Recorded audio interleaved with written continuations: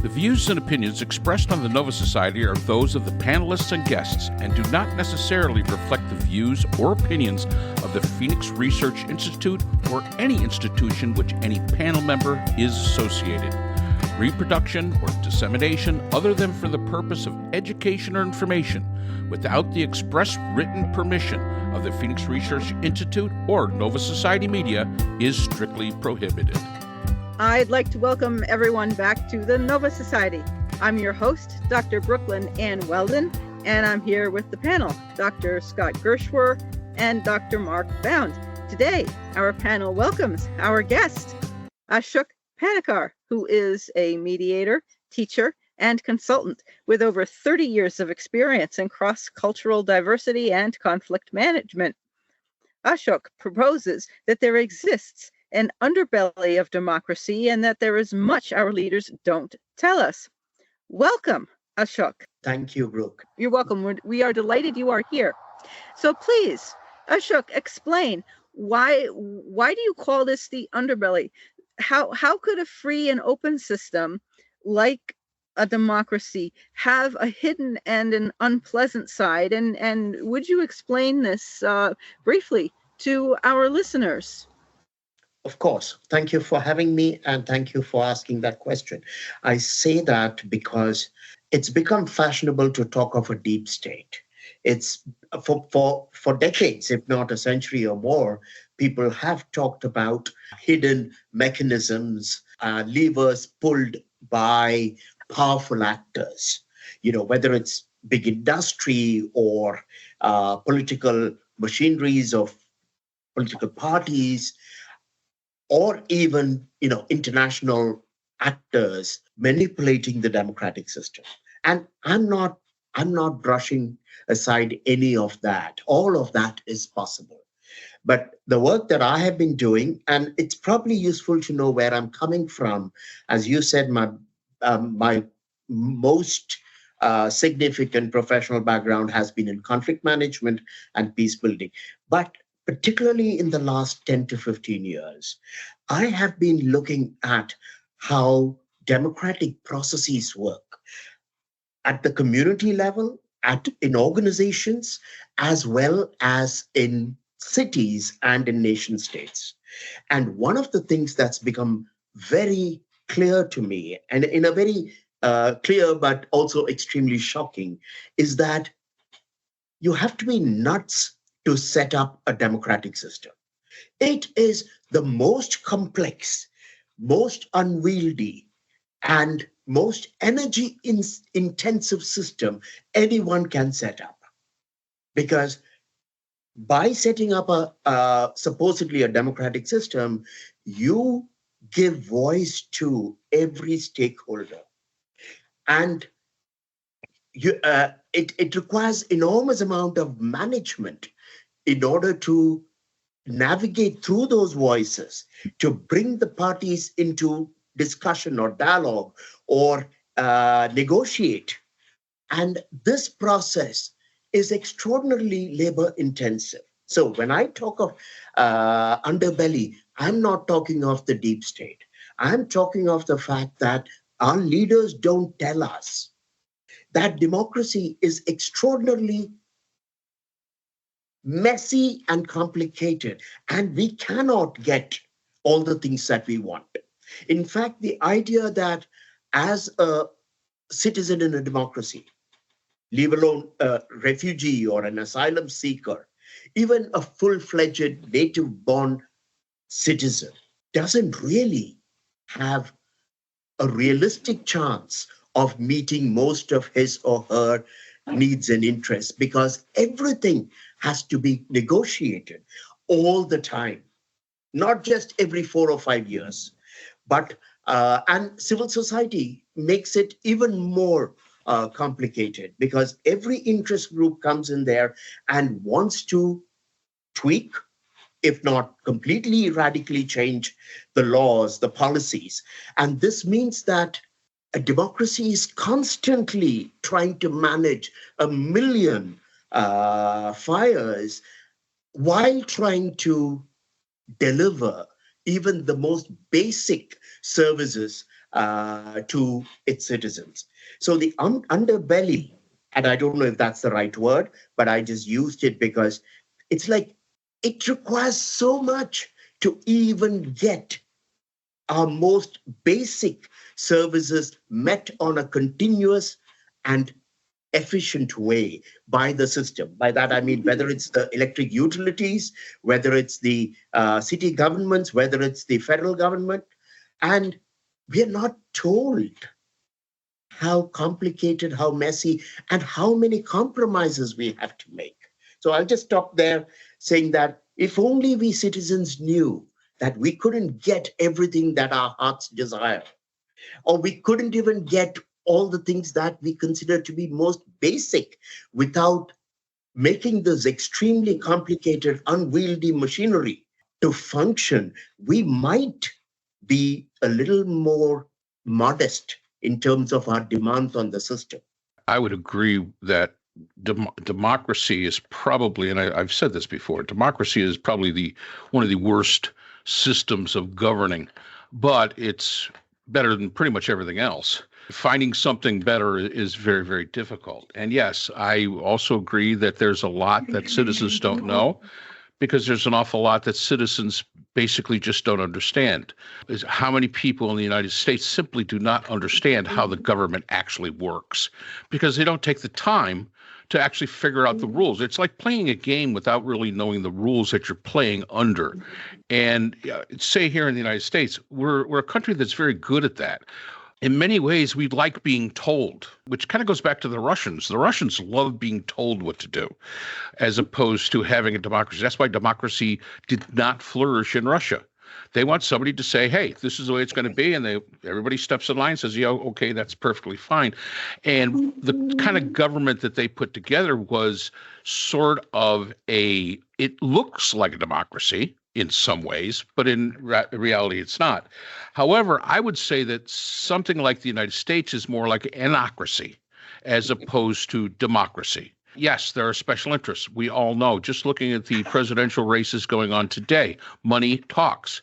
Those people with the ability to have the funds to support candidates are the ones that are going to be paid attention to the most. That, I think, many people do understand.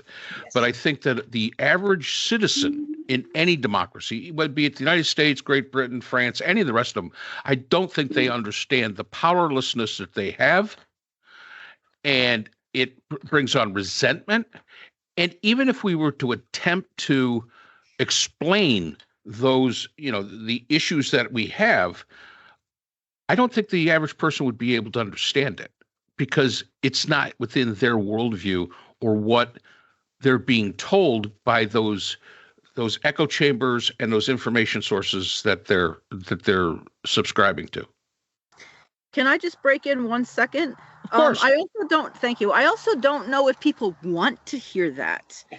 And also the Germans like to be told what to do. And as you said, Mark, the Russians, when I had Russian students, as English as a second language students, I was told that at least if the person isn't perceived as being fair, at least the person is being perceived as a strong boss. The person is a strong, like a strong man, as Ruth Ben-Ghiat says.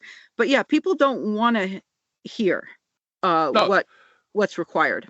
They're looking more for consistency. Right. And I understand that. I've always said that I prefer the parliamentarian system as opposed to the system that they have in the United States. I think that works better. But if you ask the British, they're going to tell you not so much. If you ask the French, not so much. If you ask the Germans, they're going to also say not so much. So I think that, when we look at this, there are different forms, but I think the problem is the inability of the average citizen to critically and analytically think. And I think that is something that it's our own fault. We don't teach enough of it in the lower grades of grade school so that people actually understand how the government of which they live, the rules of which they live under, how they actually work. And I don't know if I'd call that an underbelly. I would call it a deficiency. And yes, the The Congress of the United States is a messy, messy bunch of people. No doubt about it. You've got all different kind of views, all different kind of interests, all pushing one way or the other. Compromise is necessary. Unfortunately, in the United States, we are in a time where compromise is almost a dirty word, which makes democracy even more difficult to navigate. But the problem is, and we've said this numerous times here on this podcast, in our democracy, people have a tendency to vote against their own best interests because they don't even understand how that vote for what they think is that they're getting is against their own interests. Ashok, do you think that getting money out of politics, which has gotten worse with Citizens United and some other things, would be one of the ways that we can cure this? Because it seems to me that the underbelly of American politics is the fact that we are owned by people. Congressmen are owned by people who have a lot of money and who have interests that are not necessarily our best interests. If we were a straight up democracy, there would be gun control and there would be other things that people want, reasonable abortion laws and things like this. But there are moneyed interests, and you could see the amount of money even pouring into these campaigns right now from extremely wealthy people with a very, very private agenda who are twisting this democracy into pretzels. I think you're absolutely right, Scott. I mean, Citizens United or the many variations of that in other countries. India just passed, not just, but a few years ago, India passed a law whereby you could donate to a political party without revealing your name. And that's just after 2 to 3 years, it's been struck down by the Supreme Court, but the damage has been done. Literally tens, if not hundreds of millions of dollars have flowed into political parties. So absolutely, this is a problem. But I want to take a step back. And you're absolutely right. The right term is not underbelly. It's for money or for hidden actors, it's underbelly. But you're right. The deficiency or even the secret truth of democracy is that, as you've been saying, Mark, the citizens very often don't have a clue what's happening. And I want to take a step back to just share with you my experiences setting up democratic institutions at the community level, at the organizational level, and even at a city level. And I came into it like most liberals, absolutely passionate about flat hierarchies or flat non-hierarchies, equal rights, hearing all voices, consensus building, all the wonderful things. And because I'm trained in this stuff, I brought the best processes and methodologies. And I discovered, amongst the many things that I discovered, here's one. If you're running an organization and you want that organization to be democratic, you don't want a top-down hierarchical system because you value the voice of everyone and you give every stakeholder voice. Very soon, the stakeholders start using the voice, even the smallest stakeholder, the janitor in the organization, uses uses his voice in order to advance his private agenda.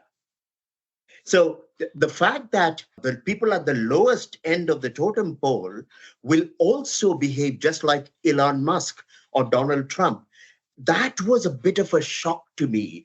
And then I realized that the more I invested in money, people, time, in making these systems work, democratic systems work, the more easy it was to blackmail the heads of the institutions by those who wanted to manipulate the system.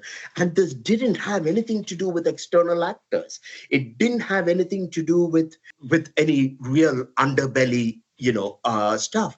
It is that it takes enormous energy and time to even have those dialogues between the stakeholders, get them to negotiate in good faith with each other. and to make compromises. You mentioned this, Mark. It was heartbreaking to see, and not just in one organization or one system, one community space, but in multiple over 30 to 35 years, I found that you could run them, but it required enormous resources. And it was this that gave me the first inkling of how difficult it would be to even run a city, leave alone a complex nation of 380 million people. So I just find it useful to understand how, even in a small microcosm, these things play out. And everything you're talking about in terms of the US itself, I would never want to be managing any of these democratic systems. I don't have it in me. I don't have the skills or the capabilities. And, so anyway, I'll just stop there. Well, one thing I will say is, and a lot of people don't understand, and this is, again, from the lack of understanding. First of all, people are zero sum. They want it all. Yeah. And they don't want to compromise things out. The other thing that people don't understand about the United States is we are not a true democracy. True democracy from the ancient Greeks is everybody gets a vote. Well, that's not the way it is. We're a representative democracy. And to make it even worse, we're a federal republic.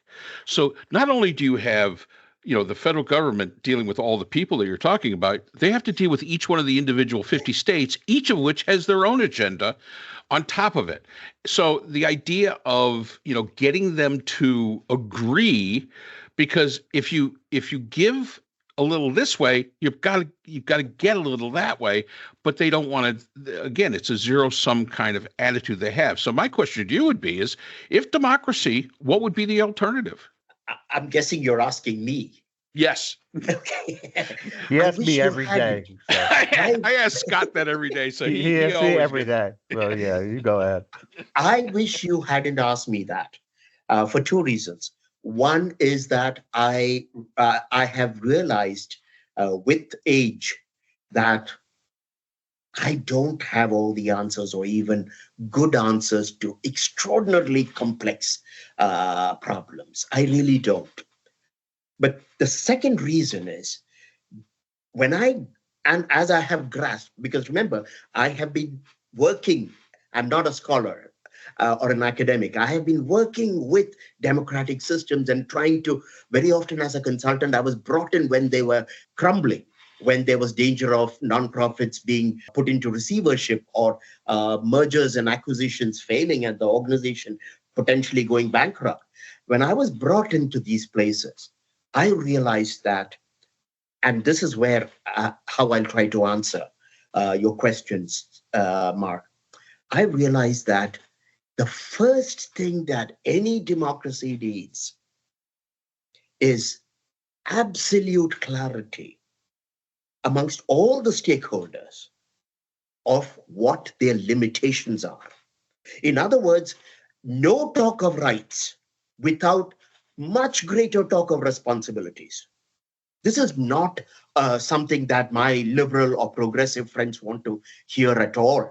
But I have seen what happens when in towns or cities or organizations that I have worked in, most democracies fail or democratic systems fail because everybody is hyper conscious of their rights and what they want and their entitlements. But those entitlements work only when we are also willing to contribute to the strengthening and sustainability of the system, which most of us don't want to do or don't particularly think about doing because we don't know that's part of the bargain. So another, as part of this, I guess you could call it a social contract.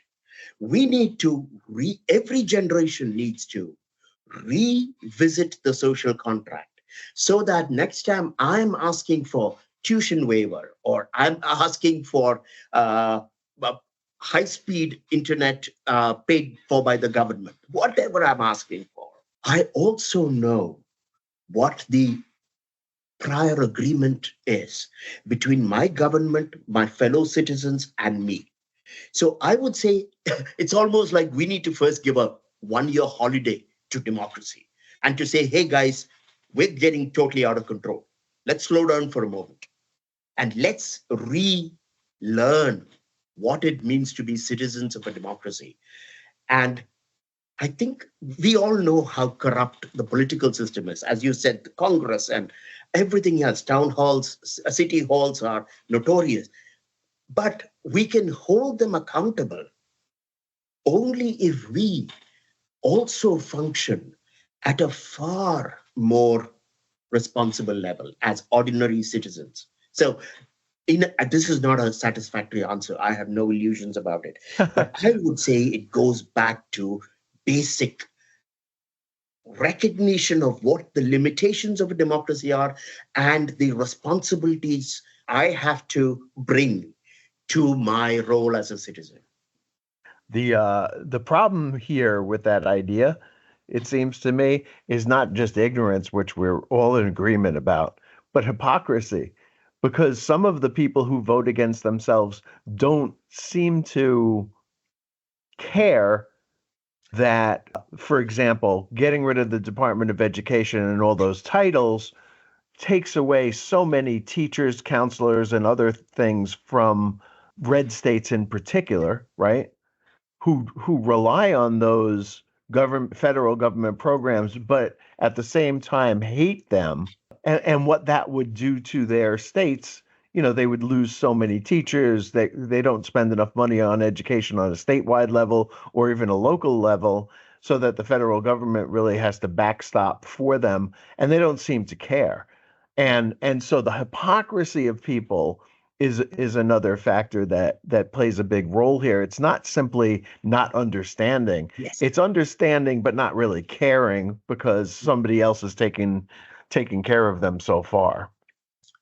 You're absolutely right. And I just want to add something to what you're talking about. In the US right now, and I've only lived here 17 years, so you know more about this country than I do.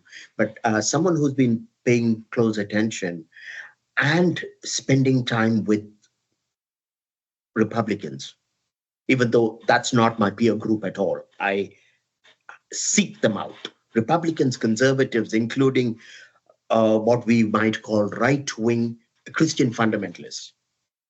One of the things that I have become, and there are others who are writing about it now in the last couple of years, many Trump supporters are not enamored of Trump.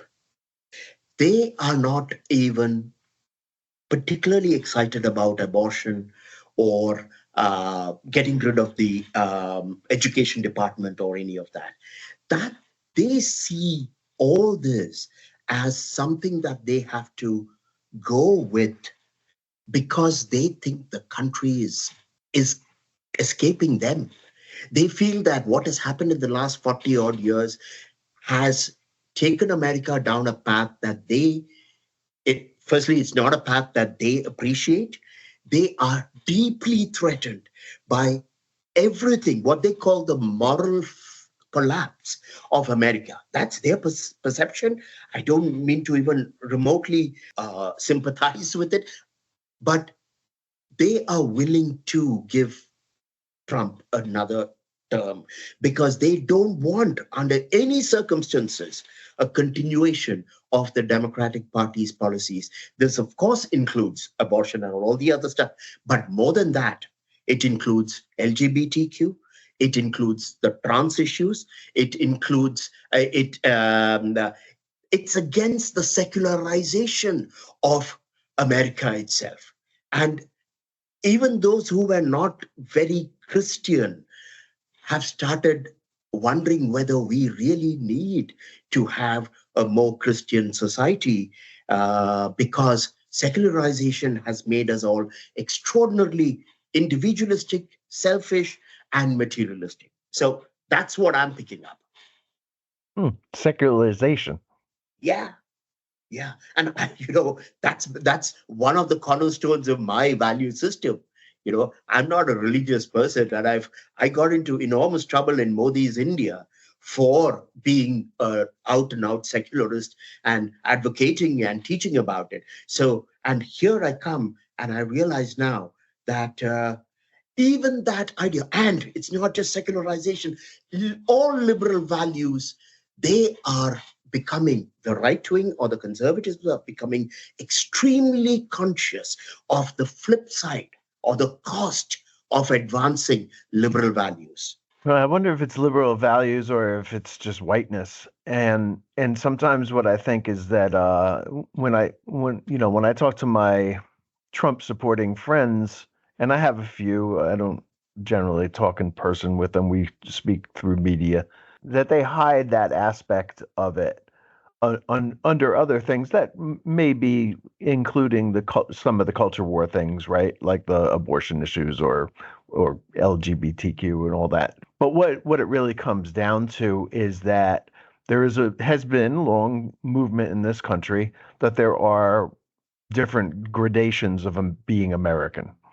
And that the grade A American, white Christian, I'm guessing Southern, is somehow more American than you are or I am, being a first generation American, and that this all the other stuff is just tinsel on the tree, but the tree itself is based on racism and white supremacy and all.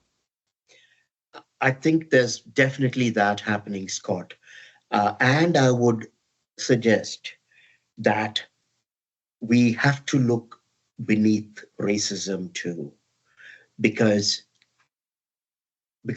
many non-Christians are also becoming extremely nervous about the secularization of the society. So it's that and a bunch of other things. So, and just you mentioned Modi, so let me bring in India to this, because India is a Hindu dominant nation. Modi has been very pro-Hindu, but it's also, I believe, the second most Muslim population in the world. Yes, after sir. Indonesia, right? Yes.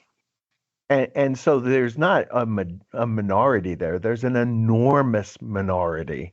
And we have nothing like that here. I mean, No. I don't know what the percentages are for India. Maybe you know it off the top of your head. But, you go all the way down to 24%, I think it is, for Black Americans. Right. And there's nobody, I guess Hispanics would be the next group.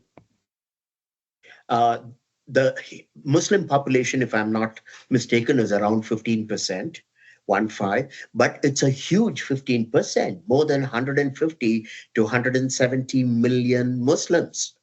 And in a way, the other reason why I take what's happening in the US so seriously now, apart from the fact that I live here and my welfare is dependent on American democracy, it's that India is a wonderful case study for how not to sustain democracy.